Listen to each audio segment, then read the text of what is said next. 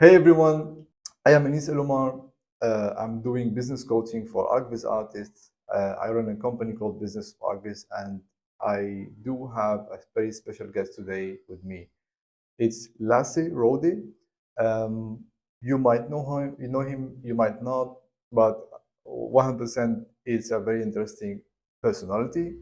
Plus, I have another guest who is going to interview Lasse with me, okay? And I'm 100% sure you know him, okay? He is Matteo Ferrari. Um, and Matteo is a very, I would say, rising star in the industry. He is doing very, I would say, emotional driven images. He is doing really great artwork. And also, Matteo has some questions for Lasse.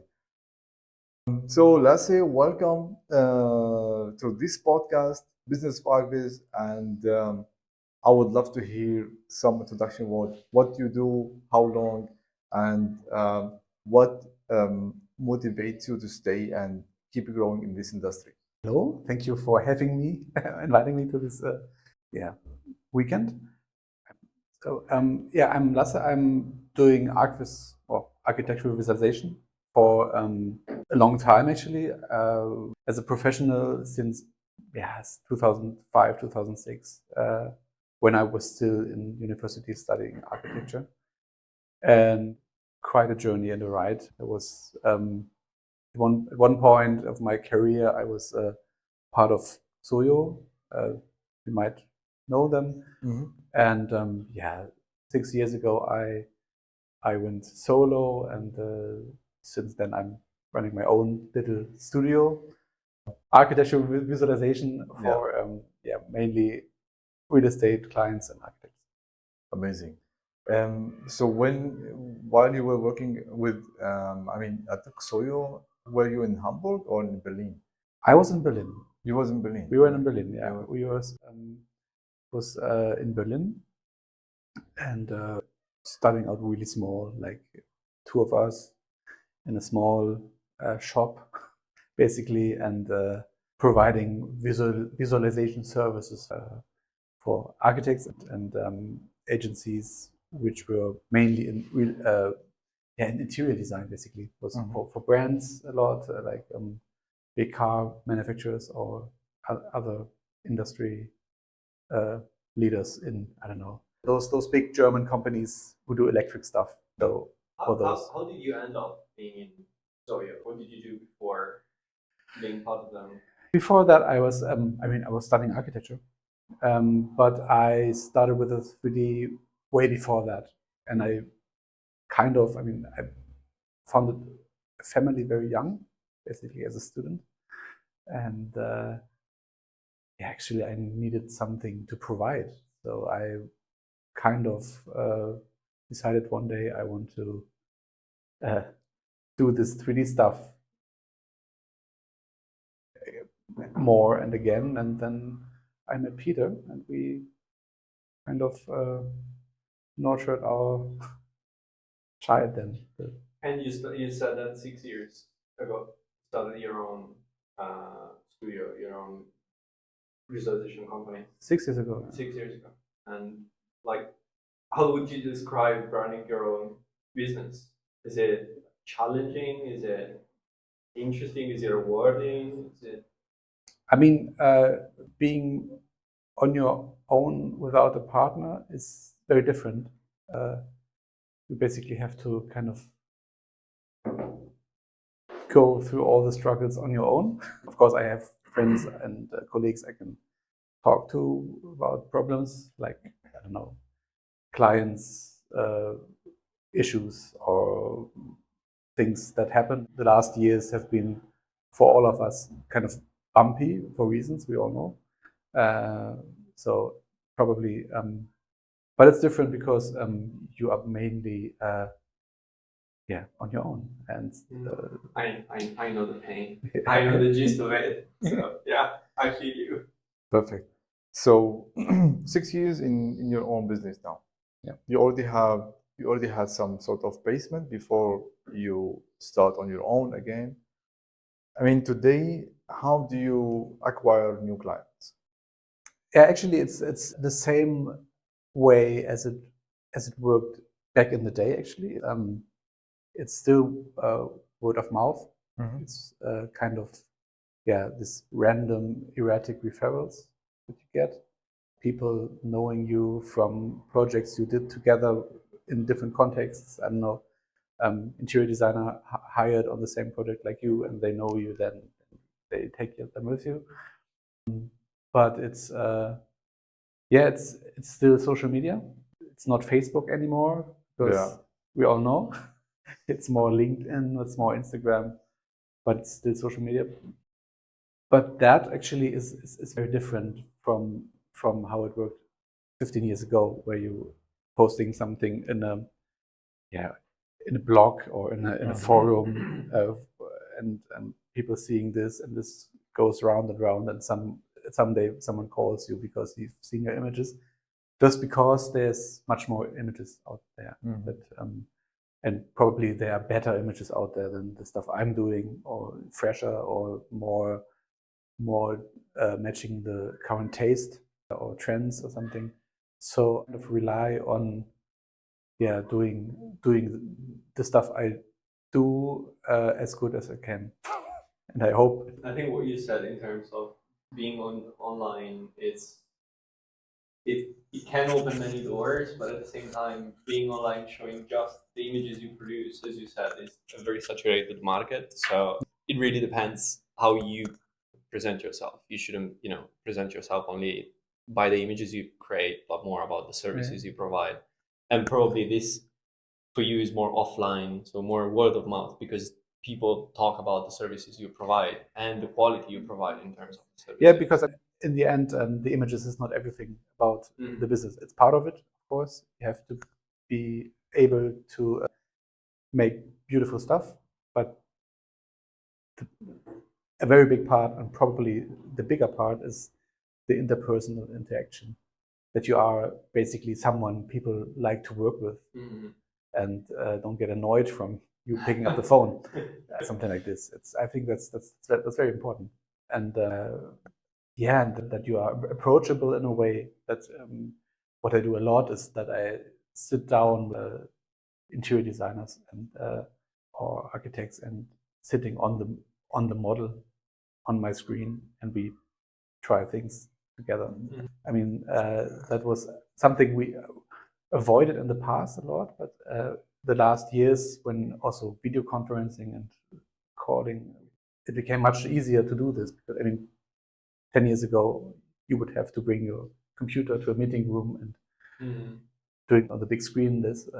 Today, you could just book a call, and then you share your screen, and you can fly around the model and try different lighting modes or something like this, or getting past we find the camera angle very, very quickly, or even trying different design options like floor color, or I don't know, ceiling structures or something, or even lighting. So that's what I do a lot, and the people I work with, they value that, and that's something Is this helping the business in terms of business? Is this like creating a more stable relationship with your clients? It's creating a very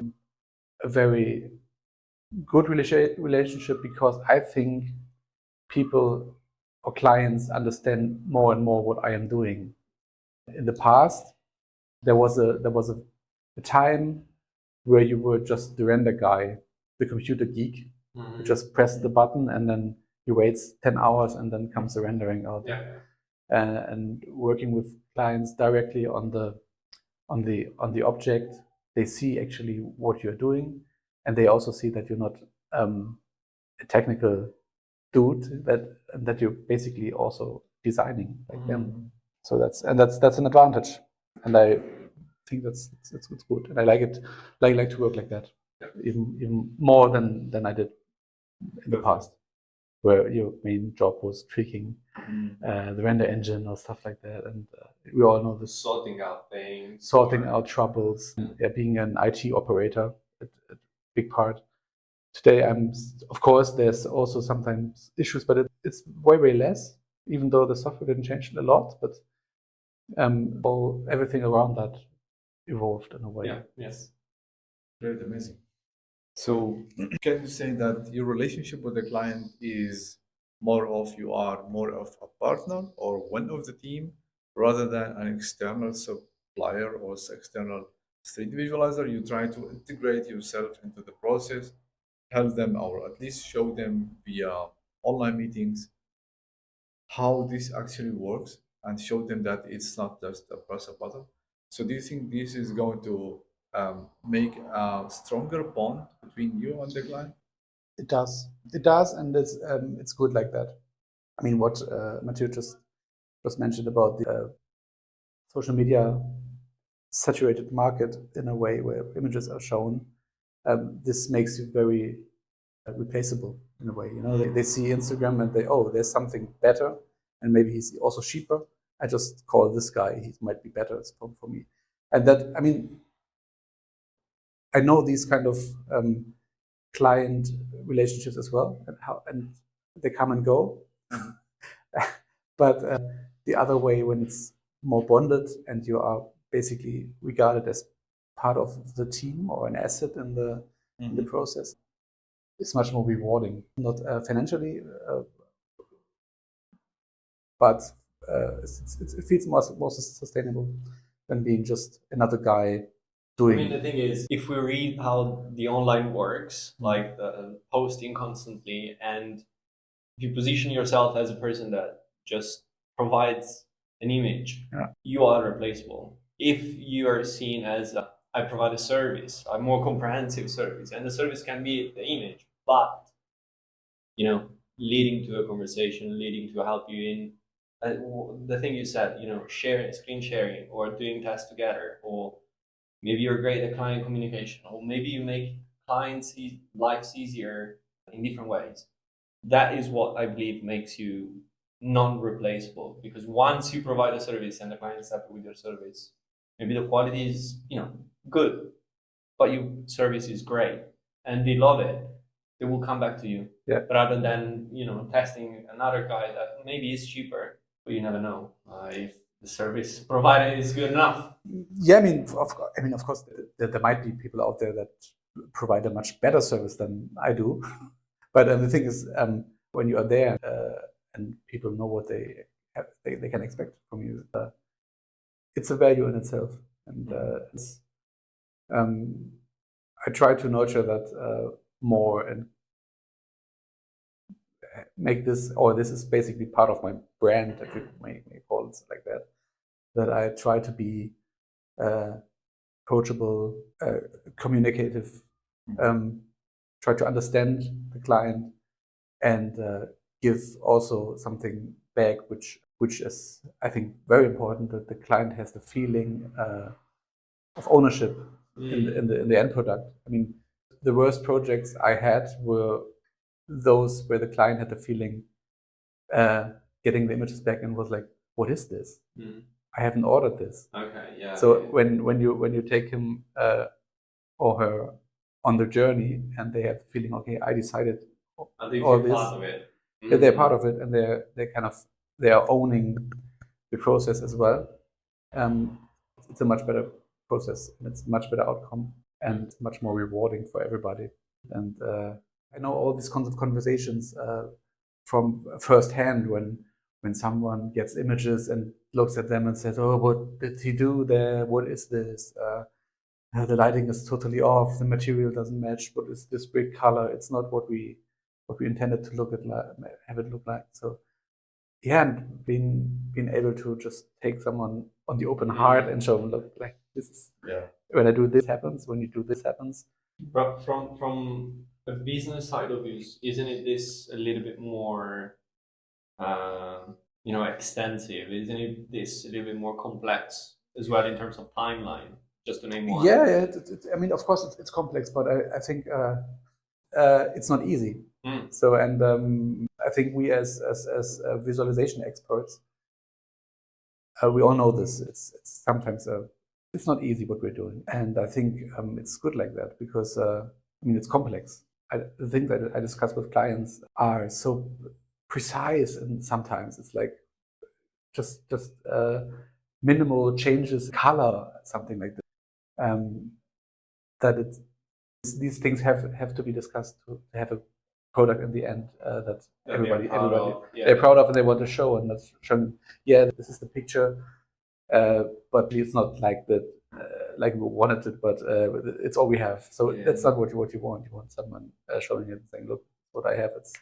That's exactly what I what I want." And of course, it's complex, and I know a lot. I mean, I know there's these tendencies to optimization and automatization and things like this.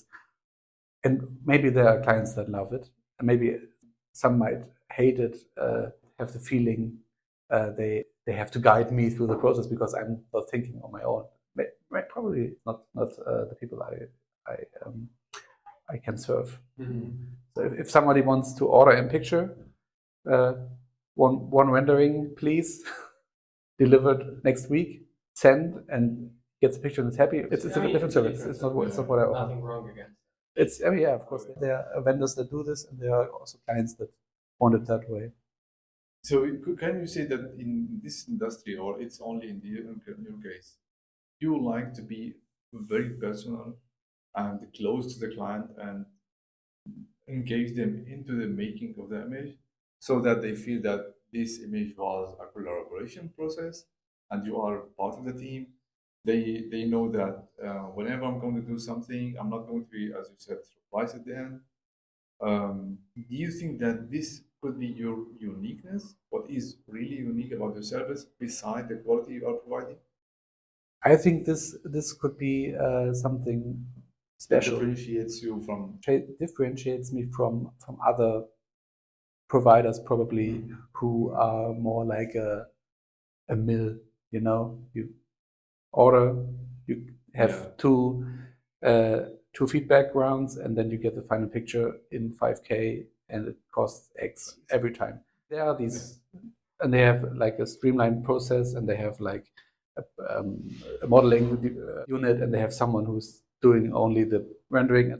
I know these services exist, but it's not how I work. And I mean this in a very positive way. I don't want to manipulate the client. It's about the result. We all, I mean, it's both our interest that the pictures or the images are the best possible outcome.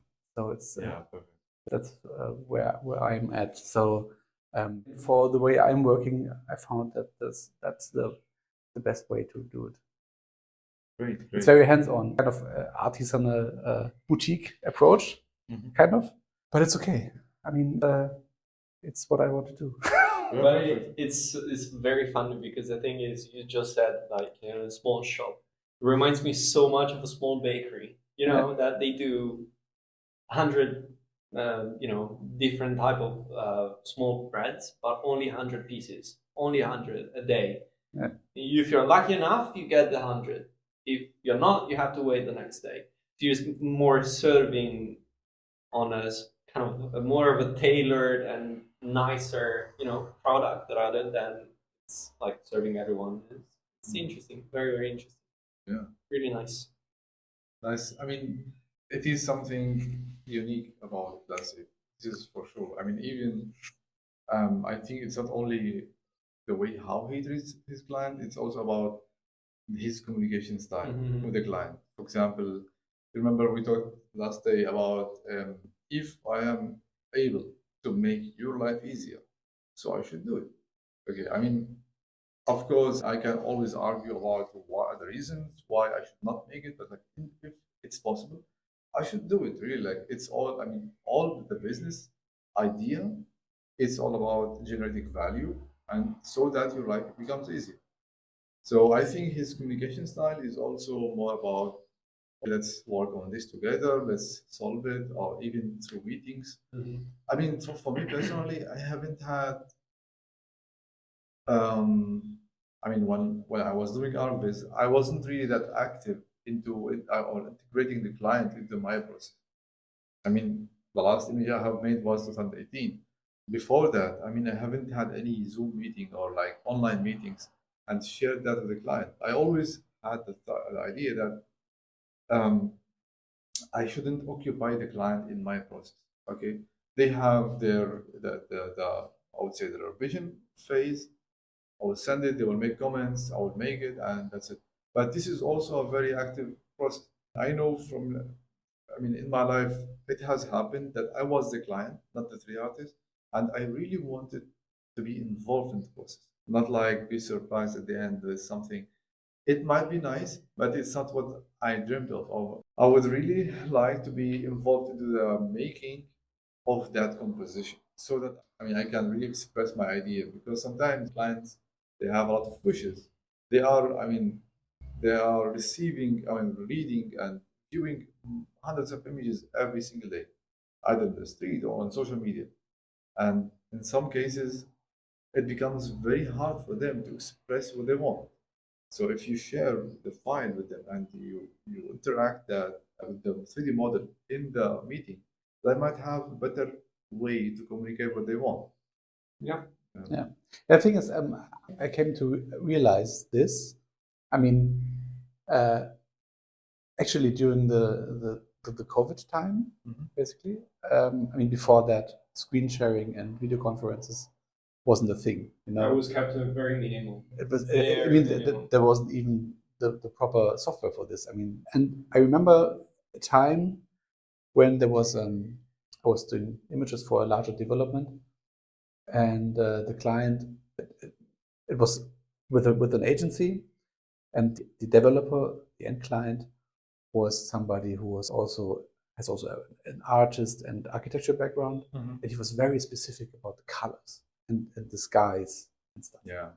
And we ended up one day, I was sharing my Photoshop file with a screen, and we were painting in the sky color, a little bit more pink, a little bit more blue here, a little bit more yellow there. And he loved the images. He was he was totally, he loved them. Later I had a project with him again. I went to his office and there was, these pictures were framed on the wall. Oh yeah. I mean, that's great. And that's where I realized that this is something that could really improve the process. Because I mean, we all know these in the worst case, printed pictures drawn with red and scanned and sent back. Yeah. Like these lists with red everywhere, Yeah. and you get them, and you get your heartbeat pumping up. And no, it's going to be a long night. I mean, who likes this? I mean, it's something we should get rid of. And when it's about improving the communication and improving these processes, it's the best way to just get on someone's lap and look, this you like this, it's better now. And it's good. That's great. So mainly you are serving the German market, mainly. Yes. Do you have any outside? Have you tried to serve people outside Germany? Yes, in the past, actually, with Xoio back then, we had also clients in the US. In the US. In the US, and I also have projects outside of Germany, but they are mainly then with German developers. They're doing stuff. I have something now in Portugal. I had something in Australia this year already. So it's still it's all over the world, but it's mainly with clients that lots of clients that really sit in Berlin, so they can come over my place and find me if I hide somewhere when I get the red text. So I think, and that's also something I think is also important that you, or what I think is the most sustainable relationships are with people that are in my town. Not because you talk to them, or I mean, you can meet them, or it's not my choice actually. It happened like that, and I believe probably because we are in a high ticket market, they have a better feeling when they know the guy. I can go there with the taxi in an hour and just get hold of him if he's trying to screw me. So I mean, not that would be an option, but I think that's also part of it. And I know there are people that have different experiences and only work overseas, and everything's working out. But for some reason, it happened like this. Perfect. Yeah, so you still meet people in the office in person? If it's possible, yes. If it's possible, I try to have in-person meetings also for these feedback rounds, bringing the laptop with a file and Yeah. Walk the client through the process. yeah, going into the file, tweaking the camera or the lighting. Yeah. That's. I think it's important. I think that we share the same trend of liking to meet people in person. That's why we are here today. Yeah, I mean, in my days there was nothing called. I mean, there was online, I would say, communication, email, and text messaging, calls, but not really video calls intensively. I was using Skype at my time. I wasn't really using it for markups and sharing the files and all of that. I wasn't really even comfortable sharing my screen. Okay, and but this has changed throughout the year, and I do remember those scans with the markups. Yeah, I mean that was Everyone had one. everyone. Yeah, I mean, and the most embarrassing thing was like you get this PDF with these markups, the red ones, and you talk it through on the phone. You have these written with large letters, screamed comments, and then the other side tries to be polite, like there's something like, what is this? And then he tries to explain. Yeah, what is this there? Is the material kind of texture too small? But of course you get this email first with, what is this? People are blah blah blah blah, and I mean, we know all this anxiety you get when you get these. Oh shit! Yeah. I completely misunderstood the project, like from 0 to 10. I was like, wow.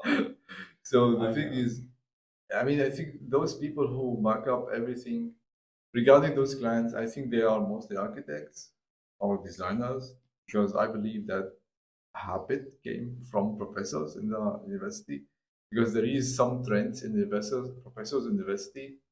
The way how they comment on you, it is meant to put it down. Nothing else. It's not about you improve or you are getting better. It's just to put you down. Their comments, everything, big letters, everything, capital letters, everything, like as you said, screaming. You have really missed the point. You are completely out of focus. Repeat everything from zero. Okay, and you Taking the still have bucket like and throwing against the wall. What is this? I Cutting think because they had bad days with their professors and they learned this habit of writing all of this. On the other way, when you speak to them, you will hear different ways. Yeah, that's true. True. So it's really insightful to hear your thoughts, especially like with your experience. I mean, since now you are 18 years, you said 20 years. Yeah, I mean, it's 2024 now. I think it's 18 years, 19 years, something like this. Nice.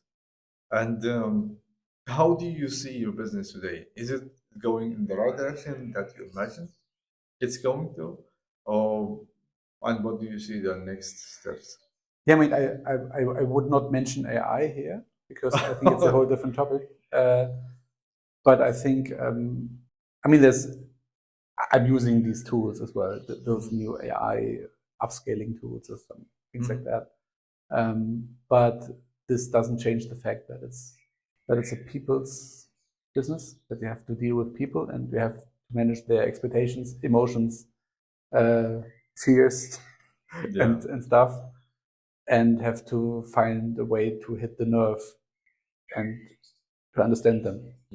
Because of course they have something, they want to communicate something, and you have to help them, and that isn't solved with a imagine prompt. That's because it's not that random. We have to be very specific. and probably it's okay to be the middleman between the image and the imagination. Yeah, Somewhere. that's a good Something like this, expression. I am the middleman between the image and the your imagination. Great. And do you have any plans for the business next? The last years I learned a few lessons. One of them is that I can not change everything. I have no impact on different on some things. But I have impact on others. So there are influences outside that happen. That I don't know, the meta, the macro thing, macro economic situation.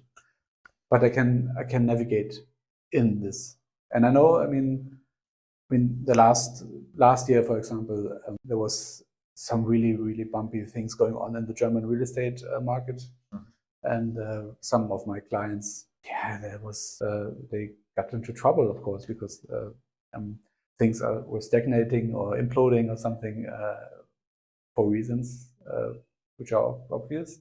But that is something I can't control. But I can control is that I have between shit hits the fan and everything goes really bad. There's time usually, and you can do something in between. Yeah. And that's something I learned. And what I also learned is that it's not good to be afraid of that, because I mean, everyone runs into downside. yeah. I've experienced a lot of hard times in my life, actually. Some harder than others, but what came out of this is that I know that you, of course, at one point you will die, but before that, there are some chances that you don't. So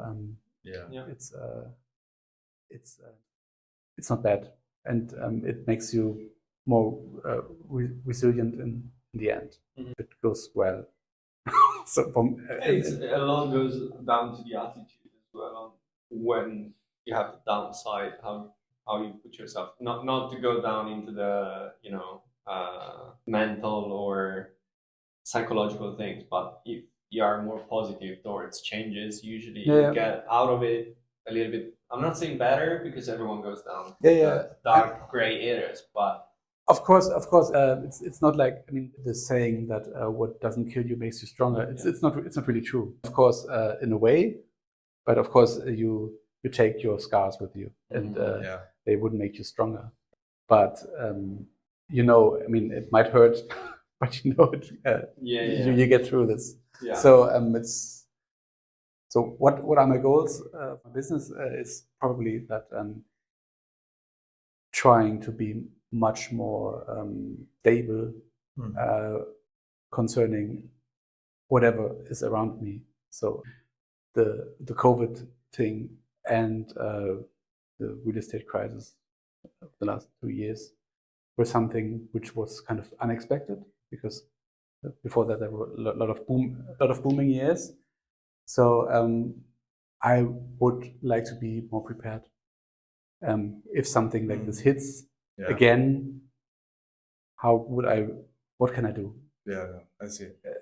Have I, and probably it's about kind of structuring the business and everything around that in a more rugged way than it has been before. Because before it was like, it was a no-brainer. Everything was working. From today's perspective, it was easy. It's differently today. Yeah, that's true. Everyone who is doing a podcast, they have a question. If someone is entering the industry today, what do you have advice for him? I'm not going to ask you this question. Okay. I'm going to ask you another question. You're leading with the wrong thing here, but exactly. So we have a lot of people who were a little bit old in the industry. Yeah. Okay. 5 years, 3 years, like 6 years, 8 years, whatever it is. Those people, they had very good times, and maybe they are having bad times today. For someone who was running everything and they thought was the right way, and now things are changing, what is your advice to them? When do you really signal that there is something I need to do in the business? I think it's important, just a wild guess, but I think what I realized, and I think it's, I can, if I want to, I could actually prove it, is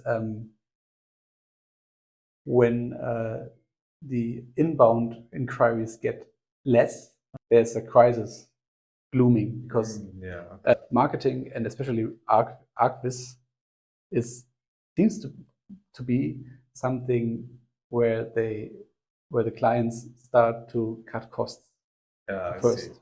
And before it's visible in the stock market or somewhere else, we would feel it. And that are signals you have to just be aware of. Perfect. And it's very early. It's before everything else is happening. So when you get less inbound inquiries, that means inquiries you did not really do a specific action toward the client to get them. When you get that as a signal, it means there is something bad. There is something good coming somehow. Perfect. That's interesting. That's very interesting. That's actually very interesting. Yeah, short everything. Yeah. Do you have anything you'd like to ask Lassie about? No. I mean, to be honest, we covered a lot of topics. A lot of different topics. And this one is a good. I mean, I would leave that as a food for thought because you see, it is actually very interesting as a final take on the conversation. Yeah, perfect. So, Lassie, thank you very much for joining us in the mastermind, for this interview, for the information you are sharing. I will hope to see you more often again. I mean, there are 7 hours between us, but like no one knows how things will end up. Thank you everyone for watching. If you have any questions for Lasse, you can go and connect with him on his LinkedIn profile. I think your LinkedIn is your, I would say, conversation-based profile. In the meantime, I got locked out of Facebook, so if somebody wants to contact me, please don't write the scammer who is now owning my Facebook account. Please write me on LinkedIn. LinkedIn and his website in case you have any inquiry.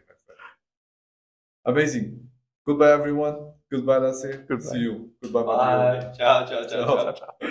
Yeah, architecture will be architect. So perfect. Architectural visualization. Yeah, everything is good. Yes, 20% battery. All is good. I mean, so it's okay. Alexis, please got this. We are already recording here. Okay, we are recording here. Perfect.